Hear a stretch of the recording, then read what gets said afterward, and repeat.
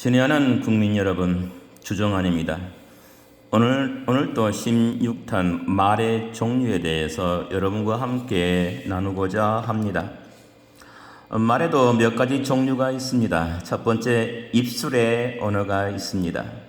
입술의 언어란 해도 소용이 없는 말, 즉 해봤자 상대방에게 아무 영향도 미치지 못하는 말을 의미합니다. 이런 말은 헛소리 혹은 잔소리라고도 합니다. 잔소리를 들으면서 기분 좋다는 사람은 아마 없을 것입니다. 잔소리를 하거나 자신에게 치명적인 말은 듣기 싫은 것이 인지상정입니다. 언젠가 집사람이 내가 싫어질 때가 있어요? 라고 묻길래 있지. 당신이 잔소리할 때 실증을 느낀 적이 있어. 잔소리만 아니면 당신은 참 일품인데 말이요. 라고 대답한 적이 있습니다. 이왕 말이 나온 김에 나도 집사람에게 물었습니다. 당신도 내게 실증을 느낄 때가 있어? 그러자 아내가 피식 웃으며 대답했습니다. 있지요. 그럼 당신이 귀신이 신나랑 까먹는 얘기할 때 실증이 나요? 아내의 말에 나는 폭소를 터뜨렸지만 소위 말의 영향력을 가르친다는 선생이 귀신 신나락 까먹는 소리로 아내를 실증나게 했다니 웃을 일만 아니었습니다. 어쨌거나 귀신 신나락 까먹는다는 소리를 다른 말로 하면 헛소리입니다. 헛소리는 아무짝에도 쓸모없는 말, 즉 하나마나한 말입니다. 그런데도 우리나라 부모들이 절대로 포기하지 못하는 귀신 신나락 까먹는 소리가 있으니 바로 그만 놀고 공부해라 라는 말입니다. 이 말 듣고 명심해서 공부하는 아이들은 아마 별로 없을 것입니다. 실제로 선생들과 함께 조사한 적도 있는데 3만여 명의 조사 대상 아이들 중 단 한 명도 A라고 대답한 학생이 없었습니다. 그런데도 우리나라 부모들은 하나님께 받은 사명이라도 되는 것처럼 이 말을 줄기차게 애쳐댑니다. 언젠가 한 초등학교에서 열린 학부모형의 강연차 갔을 때 그 학교 교장 선생으로부터 책을 한 권 받았습니다. 학생들이 쓴 글을 모아서 낸 책이라는데 그중 최우수 작품상을 탔다는 한 아이의 글이 유독 눈에 띄었습니다. 제목이 목사님이라서 더욱 내 눈을 잡아 끌었는지도 모르겠습니다. 그 글의 내용을 읽고 나는 아연했습니다. 우리 엄마는 목사님이다. 교회에서 설교를 해서 목사님이 아니라 잔소리가 많아서 목사님이다. 잔소리의 대명사가 목사님이라니 언제부터 목사가 잔소리꾼으로 전락해버린 것인지 잠깐 동안이지만 서글픈 생각이 들었습니다. 잔소리를 실감했던 경험은 내게도 있습니다. 미국에서 돌아와 아이들을 학교에 보냈을 때였습니다. 아이들은 미국에서도 제법 우리말에 익숙하게 생활했습니다. 그래서 크게 걱정하지 않았는데 학교에 가면서부터 문제가 터졌습니다. 아이들은 국어와 국사 과목을 제대로 이해하지 못했습니다.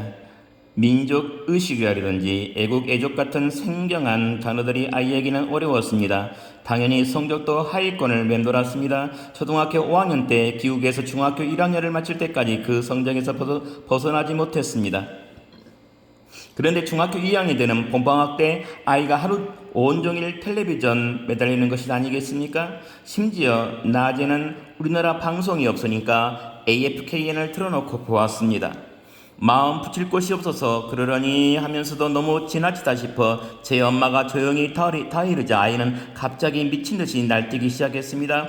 거의 알아들 수 없는 소리로 목에 핏대를 세우며 거칠게 굴던 아이는 제 방으로 들어가 세차게 문을 닫아버렸습니다. 너무 순식간에 일어난 일이고 예상 밖의 일이어서 어안이 벙벙해진 나는 딸애가 무슨 말을 하면서 방에 들어갔냐고 아내에게 물었습니다. 공부해야 한다는 건 내가 더 잘 알아 라고 그러던데요.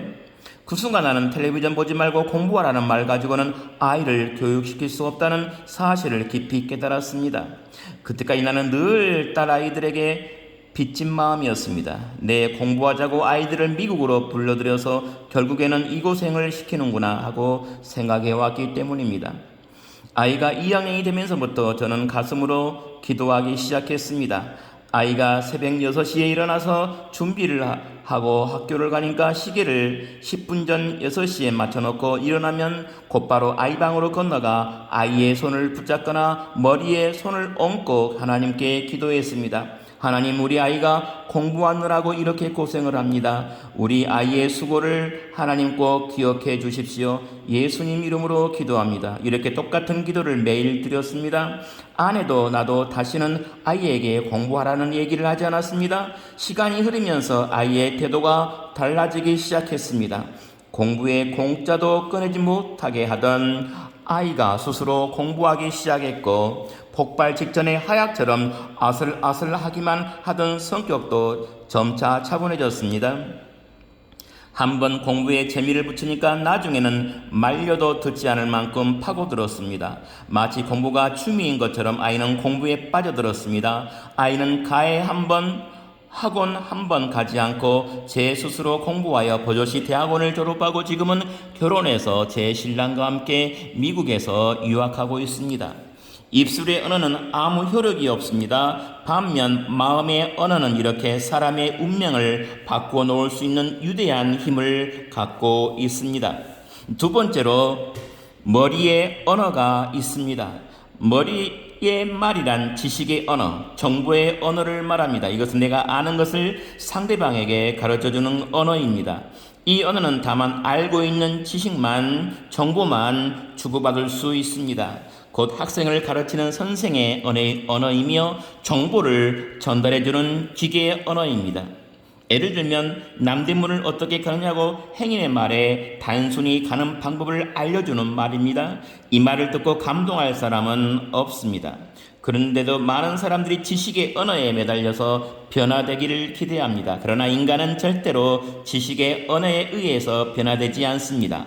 가르치는 선생님이 아무리 지식이 많더라도 가슴의 언어와 혼의 언어를 사용하지 않으면 학생들을 변화시킬 수 없는 것도 바로 이 때문입니다. 머리의 언어를 다른 각도에 말하자면 똑똑 언어입니다. 똑똑 언어는 잘난 척할 때도 사용하는 언어입니다. 자기가 잘났다고 뻐기는 사람을 보고 감동하는 사람은 없습니다. 세상에서 제일 꼴 불견은 저 잘났다고 뻐기는 사람일 겁니다. 상대방이 모르는 것을 아는 체 한다고 해서 상대방이 그를 종용해 줄 줄 안다면 착각입니다. 특히 교수 집단이 그렇습니다. 다른 사람보다 애국에서 나온 학술 잡지를 좀 더 빨리 읽었다고 무슨 대학자나 된 듯이 떠들어대는 지식 도착자들이 많은 탓입니다. 인간은 조금은 어수룩한 사람을 좋아하는 경향이 있습니다. 자신이 알고 있는 지식을 섣부르게 꺼내지 않는 사람, 모르는 것을 솔직하게 모른다고 말하는 사람에게 호감을 느낍니다. 저명한 신학자 존 캅 교수는 학생들이 질문했을 때 안다고 말하는 것보다 모른다고 말하는 경우가 훨씬 많았다고 합니다. 그런데도 그는 신학자들로부터 석학 중에 석학이라고 추앙받습니다. 그의 강의실은 세계 전역에서 몰려든 학생들로 항상 만원을 이룹니다. 조금은 어수룩해 보이는 사람에게 감동하는 것은 그 어수룩함 속에서 진실이 배어나오기 때문입니다. 그런 사람 앞에서는 누구나 편안한 느낌을 갖습니다. 똑똑하고 잘난 사람들 앞에 가면 피곤해집니다. 무시당할까봐 주눅이 들어서 긴장합니다. 그런데 불행하게도 우리 주위에는 똑똑하고 잘난 사람만 너무 많은 것 같아 애롭습니다. 의사소통은 입에서 나오는 소리로만 이루어지는 것이 아닙니다. 말의 소리, 얼굴 표정, 손짓, 몸짓 등 우리의 전 인격을 통해 이루어집니다. 심지어 침묵으로 자신의 의사를 표현하는 수도 있습니다. 그래서 말이, 의사소통이 우리 생활에서 절대적으로 중요한 위치를 차지하는 것입니다. 세 번째로, 가슴의 언어가 있습니다.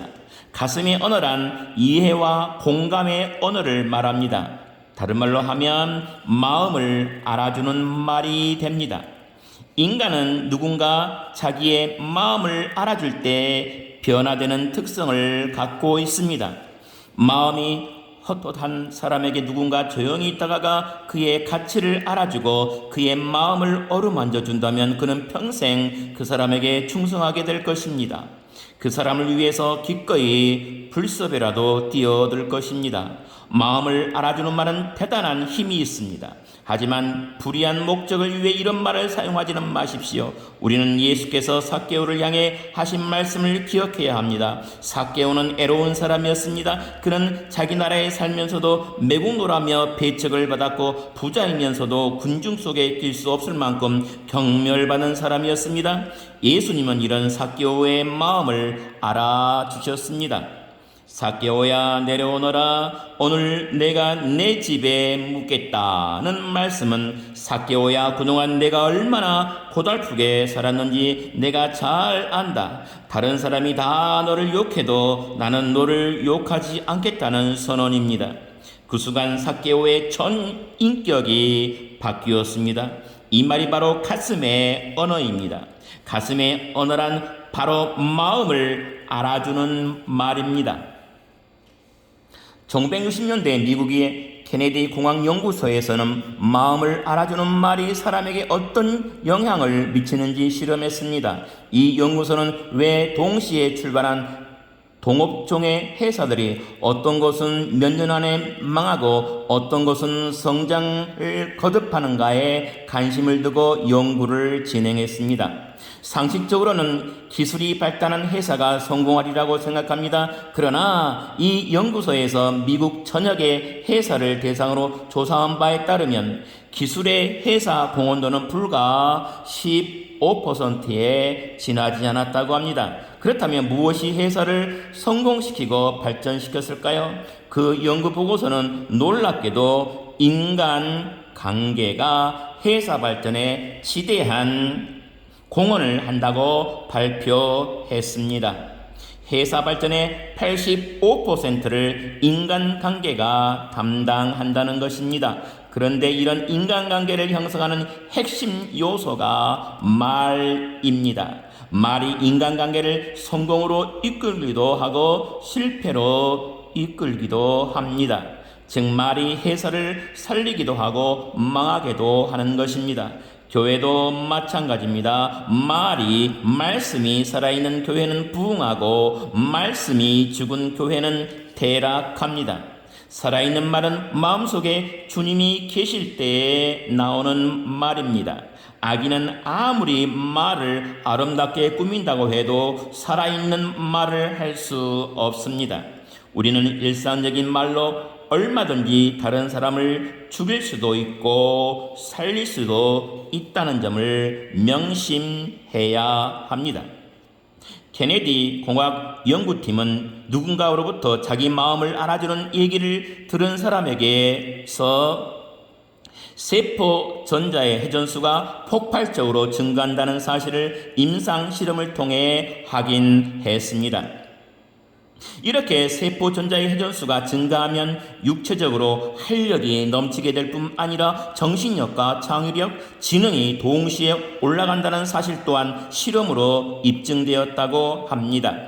하나님으로부터 100%의 창의력을 받고 태어났다면 우리는 평생 7%도 다 쓰지 못하고 세상을 떠난다고 합니다. 우리가 친히 천재라고 부르는 사람들도 고작 15% 정도를 발휘한다고 하니 인체가 얼마나 신비한지 새삼 느끼지 않을 수 없습니다. 여기에 우리 마음의 비밀이 있습니다. 7%의 창의력밖에 활용하지 못하던 사람이 어떤 동기로 세포의 전자 회전수가 빨라지면 순식간에 배가 되는 창의력을 발휘할 수 있게 된다고 생각해 보십시오. 이때는 창의력이 7%일 때는 볼 수 없었던 인생에 대한 더 넓은 시야와 통찰력을 갖게 됩니다. 그야말로 엄청난 말의 기능이 아닐 수 없습니다. 이것을 다른 말로 표현하면 기분의 언어라고 할 수 있습니다. 사람이 느끼는 기분은 기쁨, 슬픔, 화남, 무서움의 네 가지 상태로 나눌 수 있다고 합니다. 내적 치유에 있어서 이 네 가지 기분 상태는 매우 중요합니다. 자신의 기분 상태를 정확하게 진술할 수 있는 사람은 건강한 사람입니다.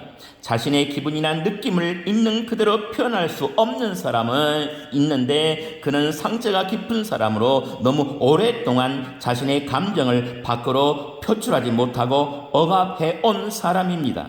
우리나라 사람들 가운데는 유난히 자신의 감정을 잘 모르는 사람들이 많습니다. 오랫동안 자기 감정을 드러내지 않는 것을 미덕으로 여기는 사회에서 살아왔기 때문입니다. 이런 상황을 가정해 봅시다. 아이가 학교에 돌아와서 이렇게 말합니다. 엄마, 아빠 오늘 학교에서 말이에요. 공부를 하고 있는데 누가 뒤에서 머리를 자꾸 쓰다듬는 거예요. 그래서 돌아다 보니까 우리 선생님이셨어요.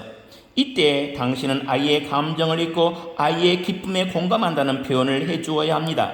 인간은 상대방이 자기 감정을 읽어줄 때 자신의 마음을 알아준다고 느낍니다. 감정을 읽어줄 때 놀라운 능력을 발휘합니다. 감정을 읽어줄 때 감은 눈을 뜨고 상대방에게 생명을 바칠 생각을 하게 됩니다. 이때 아이의 감정을 읽고 표현하는 당신의 말 한마디가 아이의 운명을 바꾸게 될지도 모릅니다. 그러나 이때 혹 입술의 언어나 머리의 언어를 사용할 수도 있습니다. 만약 이때 당신이 입술의 언어를 사용했다면 이런 상황이 벌어질 것입니다. 참 그 선생도 참 할 일이 없었나 보다. 또는 그 선생이 어찌 너만 쓰다듬었겠니? 이라고 말했다면 이 말은 그야말로 아무짝에도 쓸데없는 헛소리가 되고 말 것입니다. 머리의 언어를 사용한 경우라면 그 선생이 너를 좋아하나 보다 라고 정도가 될 것입니다. 이 말은 사실을 설명하고 있습니다. 선생이 제자를 사랑하니까 머리를 쓰다듬는 것이지 미워하는데 쓰다듬는 일이 있겠냐는 의미 내지는 선생님으로부터 당연한 일이었다는 식의 단순 정보를 전달하는 수준에 그칩니다. 이런 말은 아이에게 별다른 영향을 주지 않습니다. 그러나 기분의 언어를 사용하는 부모의 경우 아이의 머리를 쓰다듬으면서 어머나 우리 아이가 몹시 기분이 좋았겠네 라며 덩달아 기뻐하며 아이의 감정을 읽어준다면 어떨까요? 아이가 비록 머리로 해석하지는 못해도 가슴속으로는 엄마 아빠가 자신의 마음을 알아준다고 생각할 것입니다. 일종의 교감이 이루어지는 것입니다. 아이는 엄마 아빠를 마음속 깊이 따르면서 자신의 마음을 알아주는 엄마 아빠의 마음을 자신도 헤아리려고 애쓰게 됩니다. 항상 자기 감정을 읽어주는 엄마 아빠를 기쁘게 해주려고 노력합니다. 충성을 다하는 것입니다. 몇 년 전 어느 초등학교에서 일어난 실화입니다. 4학년 1학기 때까지 어느 과목에서도 70점 이상을 받아본 적이 없는 학생이 있었습니다. 그 아이의 성적은 평균 60점 정도였습니다. 초등학교 선생인 아이의 어머니도 아이의 성적을 올리는 일에 손을 들고 말았습니다. 그런데 4학년 2학기 어느 날 아이가 산수 시험에서 90점을 받았습니다. 평소 70점도 못 받았다가 90점을 받았으니 아이가 얼마나 기뻤겠습니까? 아이는 남들에게 보이도록 한 손에 시험지를 펼쳐둔 채 집으로 달려왔습니다. 집에 도착한 아이는 초인종을 요란스럽게 울려댔습니다. 대문을 열어준 엄마의 눈에 아이의 모습이 비칩니다. 아이는 개선 장군처럼 한 손에 90점짜리 산수 시험지를 펄럭이면서 호기 있게 엄마를 불렀습니다. 그러자 이미 언어 훈련을 받은 아이 엄마가 사태를 직감하고 뛰어나가 아이를 껴안으며 이렇게 말했습니다. 아이고 우리 아들 얼마나 신이 날까. 엄마도 이렇게 신나는데. 아이의 엄마는 아이의 기분을 10분 이해해 주었습니다. 자기 기분을 이해하고 공감해주는 말을 들을 때 변화하는 것이 인간입니다. 엄마가 공감해주는 순간 아이의 세포 전자는 폭발적으로 회전하기 시작합니다. 엄마는 아이의 아빠에게도 이 일을 얼른 귀뜸해 줍니다. 퇴근해서 돌아온 아빠 역시 아들을 껴안고 다시 한번 엄마와 똑같이 격려해 줍니다. 아이에게 이날은 생애 최고의 날입니다. 그날 이후 아이의 성적은 거짓말처럼 쑥쑥 올라갔습니다. 아이는 계속 공부에 정진하여 미국 MIT 대학에서 박사학위까지 받았습니다. 이것이 말이 갖는 힘입니다. 이 가슴 언어라고 하는 것을 우리가 배워야 합니다. 만일 누군가 끊임없이 당신을 붙돋아 준다면 당신도 틀림없이 더욱 폭넓은 인생을 살게 될 것입니다. 지금까지 어두운 인생을 살아왔더라도 밝고 긍정적인 인생관으로 바뀌게 될 것입니다. 전도할 대상이 있으십니까? 그렇다면 먼저 가슴의 언어로 접근하십시오. 그렇게 5, 6개월 그 사람의 기분에 공감하고 이해해주는 말로 인간관계를 맺은 다음 그리스도의 도를 전한다면 그 사람은 쉽게 복음을 받아들일 것입니다. 가슴의 언어에는 마음의 문을 열게 하는 힘이 있습니다. 감사합니다. 주정한이었습니다. 다음 시간에 뵙겠습니다. 감사합니다.